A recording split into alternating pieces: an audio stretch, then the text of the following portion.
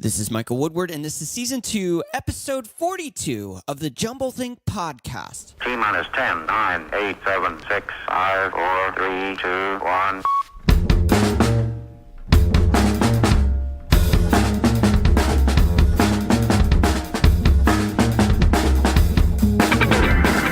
Welcome to the Jumble Think Podcast, a podcast focused on telling the stories of dreamers, makers, innovators, and influencers.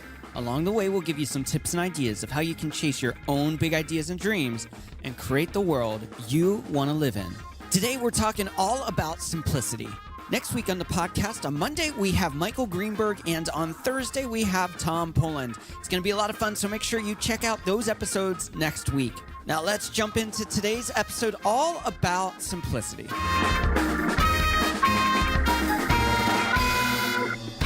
Hey there, welcome to the Jumble Think Podcast. My name is Michael Woodward. I am your host. We have an exciting episode lined up for you today. Before we get into it, I want to encourage you, wherever you like to listen to podcasts, click that subscribe button. And if you like to listen on iTunes or Spotify, we've made it even easier. If you swing on over to jumblethink.com/iTunes or jumblethink.com/Spotify, it will take you right to the place you can find the podcast on each of their apps, and you can click that subscribe button.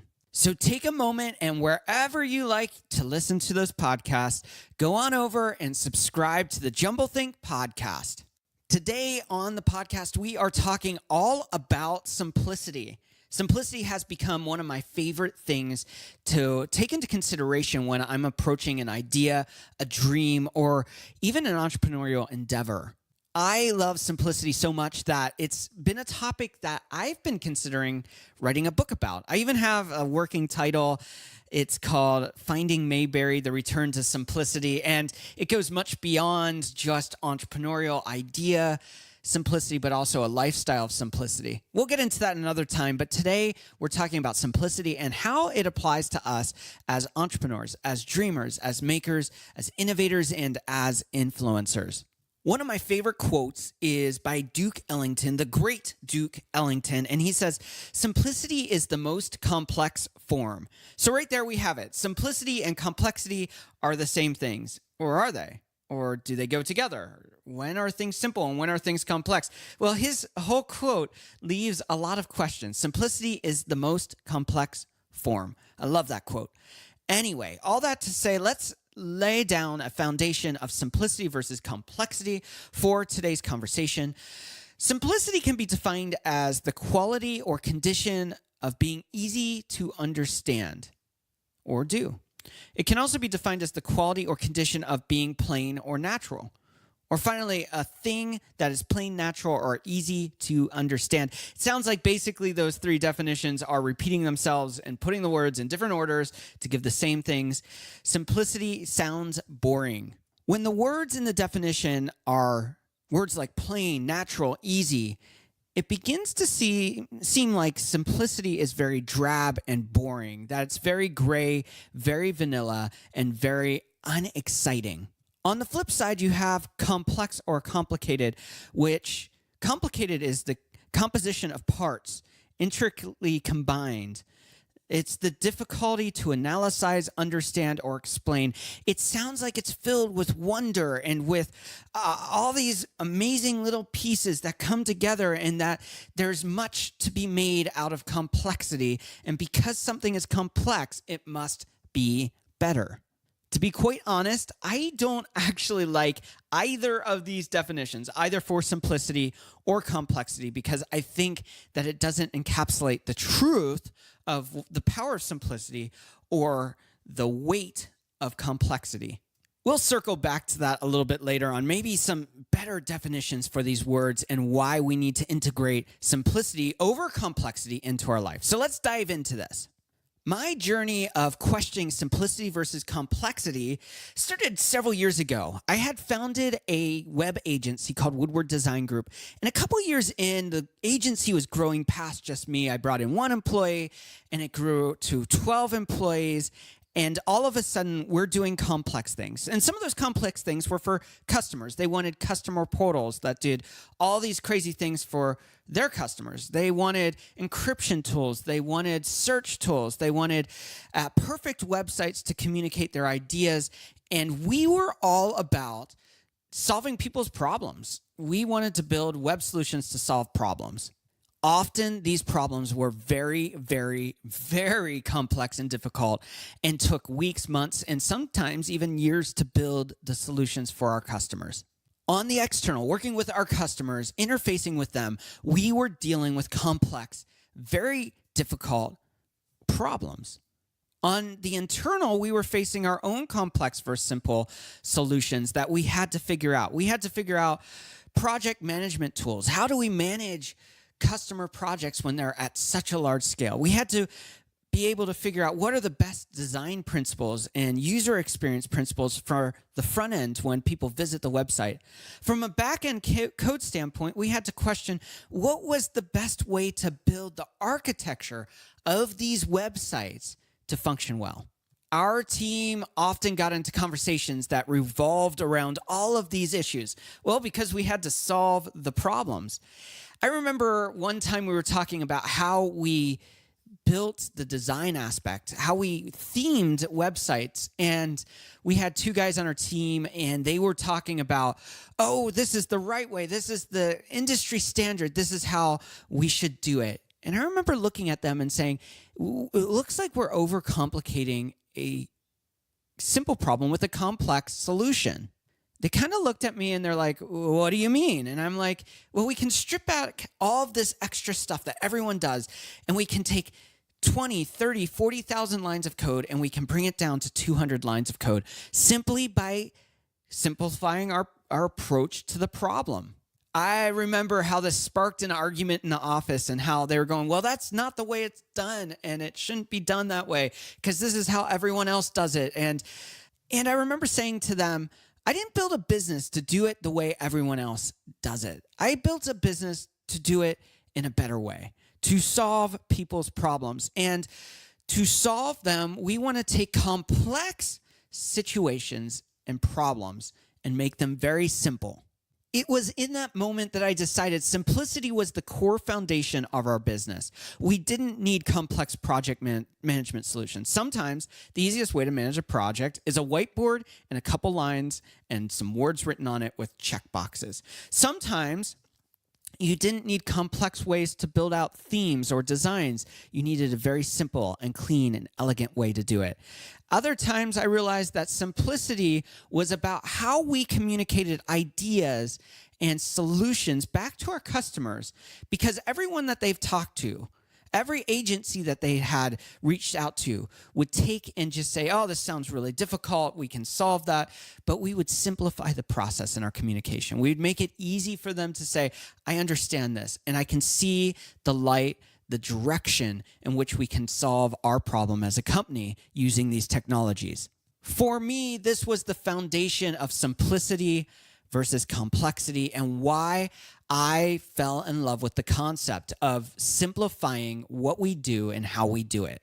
Right around the same time, I also became familiar with a movement called the minimalist movement, which was about smaller or more intentional choices around where you live and what you own, what you wear, and the choices you make. And people, again, would see that and say, oh, you're living a boring life. You're choosing a smaller house, and maybe you don't have as many books or videos or clothes or all of this possessions. And so minimalism is a very hard sell for some people because it means giving up much for a simpler way of life. Because of the combination of the discovery with our company and this minimalistic movement, I began to mull over these ideas of simplicity versus complexity. That leads us to today and today's episode, all about simplicity. We're going to be dialing this back away from web design and development and past a lifestyle of minimalism and simplicity. And we're going to be specifically looking at simplicity as a foundation for entrepreneurship, for dreaming big, and for making your ideas a reality. If you are a dreamer, if you're an entrepreneur, if you are an idea maker, you know one thing, that dreams and ideas tend to be very complex, hard to explain, and even more difficult to build. Redefining simplicity and applying it to entrepreneurship will make the difference to really making your dreams and ideas much more attainable and bite-sized to step into. So let's redefine the word simplicity when it comes to entrepreneurship, going beyond the clinical definition of simplicity and going deeper into an understanding of simplicity in entrepreneurship.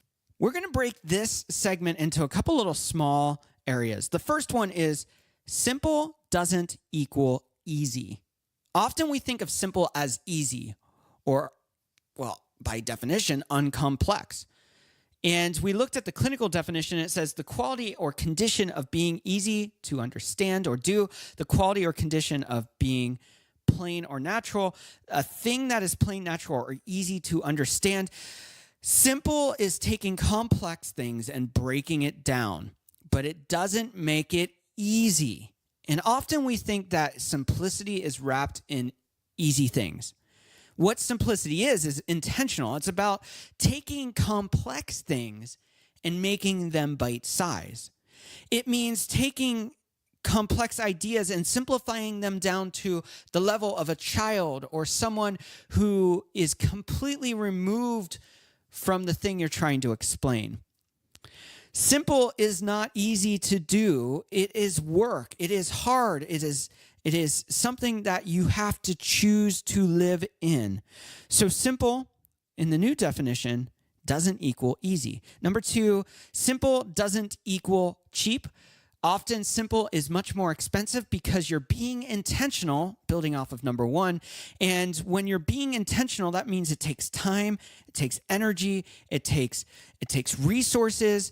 And building simple solutions is actually much more complex than building complex systems because everything that you're doing is intentional. It has a purpose. And number three, simple doesn't equal bland or boring. And that doesn't mean that simple design is ugly. It can be beautiful. What it means is that instead of being bloated or cluttered, it's very clean. It's very intentional. Number four, simple solves complex problems. Complexity is one of those things that it just takes you over and you just start doing things and you get in the mud of doing things. And because you're in the mud of doing things, you never see the end of what you're doing. Well, simplicity boils complex things down to the smallest thing. If you make sauces when you're cooking, often you'll do a reduction, which means that you're boiling out some of that liquid to get a thicker, much more condensed version. And that's what you're doing with simplicity. You're taking complex systems and structures and dreams and ideas, and you're boiling it down to a much more solid, much more fundamental and foundational core. And then you're building the idea on that core. Number five, simplicity gets to the point. Simplicity tells a story that's clear. Simplicity gets you to the point where all the clutter of the idea has been taken away, and now you're reduced to the clarity of the point that you're trying to make, the idea you're trying to build, the dream you're trying to reach. Number six, simplicity is observant. Complexity is not. Complex is often you're just throwing a bunch of things into a pot and you hope it works out. Simple observes. It observes everything that's going on, observes the things that are being put into the solution, into the dream, into the idea. It is taking and observing what is and isn't working. It's taking and being aware of everything that's happening. And that's so significant that you must be observant to be simple. Number seven, simple unclutters. It removes the extras that are unnecessary. Simple removes all of the waste and gets down to what is needed. Number eight, simple focuses on what matters and it only focuses on significance. So often, complex solutions have a lot of things that are unnecessary, unused, and unwanted. And because of that, this dilutes the value of the end dream or idea. So you have to focus on what matters, what is significant, because that is where simplicity thrives. Number 9, simple makes unspoken spoken. In complex things, there are a lot of unspoken things, a lot of assumed things. There are a lot of things that are even unaware. And when you focus on the simple, you have to speak all of the parts. You have to communicate. When you're getting down to that simple thing, there is not ambiguity, there is certainty. So simple things make unspoken things spoken. Number 10, simple focuses you to slow down. So often in complex, we're in the hustle, we're in the bustle, we're in the, as I said before, the hustle, the grind of the daily life. And because of that, all of life's things get you down. All of the ideas that you have get in the way. And when you slow the process down, you can clarify the idea and dream. When we're dreamers, when we have big ideas, we often want them to happen today. We want to get to the end result, the end story today so that we can have the success, we can have the victory, we can get to the place where we really want to be. Well, the truth of the matter is often simplicity forces us to slow down, slow our roll, as they say, and really be intentional. And if you remember, we started with simplicity as not easy, but intentional. So this cycle of simplicity is ongoing. You're always uncluttering. You're always being intentional. You're always taking complexity and boiling it down. You're always looking on how you can make it more beautiful, but not bloated, not boring, not overdone. When simplicity becomes your heartbeat, all of a sudden, your problems and ideas, the approach, the lifestyle you build as an entrepreneur, as a dreamer, as an idea maker, your approach changes. And instead of building things and doing things, you're being intentional about the choices you make to really put your time, energy, resources into things that matter. A modern day hero in the world of design, innovation, of thought, leadership was, of course, Steve Jobs. He is often the oracle of future technology in his time. He was the creator of simple devices that did complex things. He said, simple can be harder than complex. You have to work hard to get your thinking clean to make it simple. But it's worth it in the end because once you get there, you can move mountains. And I love that. I think that Steve Jobs was exactly right. You want to solve complex problems. You want to move mountains. You want to do things of beauty and of significance. You have to do the hard work of moving from complex to simple. So now I'm going to leave you with 5 steps you can take to apply these principles to your life. Number 1, only focus on what matters. Cut out everything else that doesn't matter. If it's not significant, don't be a part of it. Don't do it. Which, another way of saying this is have a singular focus at a time. Focus only on the thing in front of you. Focus on those things. Don't let the voices that are calling you to do other things steal that attention. Focus on what matters and have a singular focus, one thing at a time. Number 2, slow down. I love this quote from the Chinese philosopher. I think it encapsulates this well. Nature doesn't hurry up, yet everything is accomplished. Let me say that again. Nature doesn't hurry up, yet everything is accomplished. Slow down. If you're in a hurry to see your big ideas and dreams happen, if you're in a hurry to become the overnight success, if you are in a hurry to have the world changed by your idea and dream, you will not accomplish it. You will burn out. You will be devastated by failure, and you won't reach that goal. Slow down. It will happen. It is the simple way to slow down. And you can be more intentional in that. When you're slowing down, you're able to be aware of what's going on. You're able to see the choices you need to make and where you can really make adjustments. Number 3, always be aware, assess, and adjust. Ultimately, be intentional. Another way of saying this is watch what's working, what isn't working. See the things that are stealing from the core of your idea and dream and get rid of those things. Don't add things because you think more features are needed. Keep it simple. Keep what you need. Keep what your customers, what your idea, what your dream needs to accomplish it. You could basically boil it down to cut the bloat and declutter. If it doesn't matter, get rid of it and assess and adjust. Make those changes, move forward with the idea and dream, and then come back and assess and adjust. Constantly be evolving what you're doing. That's a key to simplicity. You got to remove the stuff that doesn't need to be there, the bloat, the clutter, the ideas that aren't working, so you can get back to that core. Number 4, see less so you can see more.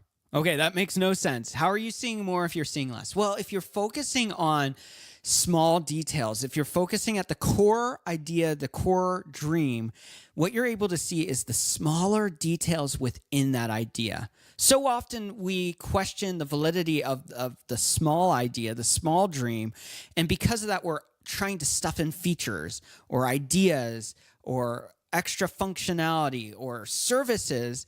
And when we do that, we're really stealing from the core. But when you focus on the core, all of a sudden, you'll see details about that core that you didn't notice before. I bet you, if you went outside, wherever you're at right now, and you took 15 minutes to slow down, maybe sit on the steps at your house or apartment, or walk down the street and go to your favorite park and sit at a bench, if you were to stop there and really look, you would see details that you've never seen before. Or maybe you have a car or a motorcycle, and you go out and you were to really look over it, you would see details you never saw before. I can think back to when I bought a car one time, and 2 years later, I'm like, oh, I didn't know there was a 6-disc changer in the back seat in the armrest of this car. And it was just like all of a sudden, like, here is something I've had for years, and I was observing things I had never seen before. With your ideas, with your dreams, the same thing will happen. The more you focus on the simple core, you'll see small details, small things that you never noticed before. And number 5, know what to overlook.